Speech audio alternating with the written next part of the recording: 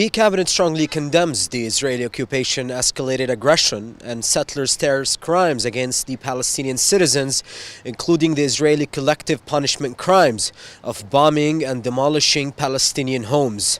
The cabinet stressed that such crimes that amount to the level of a war crime and crimes against humanity comes part of Israel's collective punishment policy guided by the political level decisions.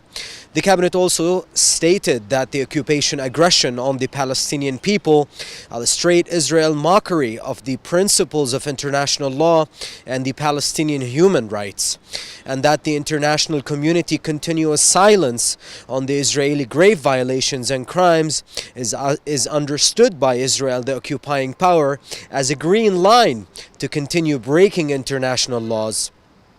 In addition, the cabinet noted that the Israeli occupation ongoing crimes won't deter the Palestinian people from pursuing their internationally granted rights through their legitimate national struggle against the Israeli killing and terror machine. Furthermore, the cabinet stated that the Palestinian struggle will continue until the restoring of all national rights and embody the state of Palestine on the borders of 1967 with East Jerusalem as its capital, adding that peace and security won't be achieved in the region and Israel, the occupying power, won't enjoy it without obtaining all Palestinian legitimate rights granted by the resolutions of international legitimacy and United Nations resolutions preserving the Palestinian rights. The cabinet finally called upon the Arab, Islamic and friendly countries to hold their responsibilities towards the Palestinian national struggle, which is being subjected to the Israeli attempts of liquidation supported by the Trump administration, and called on the International Criminal Court (ICC) General Prosecutor to accelerate the opening of the criminal investigation against the Israeli crimes, which will serve to halt the occupation ongoing crimes and serve as a tool to achieve absent justice. On a different note, the cabinet rejected the Australian Prime Minister announcement to recognize Jerusalem as the capital of Israel, the occupying power.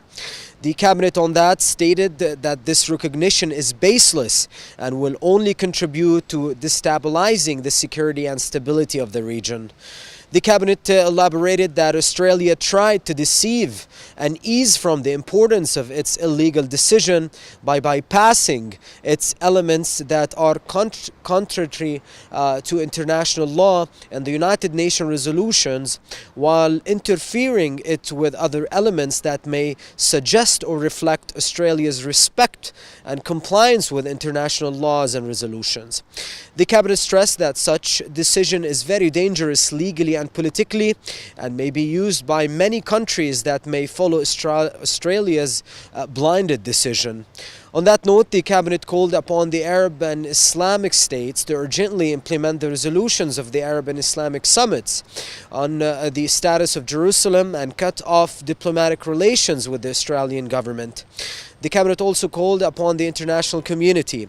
to immediately intervene to prevent such illegitimate practices which contradicts with the United Nations resolutions, especially the Security Council Resolution 478,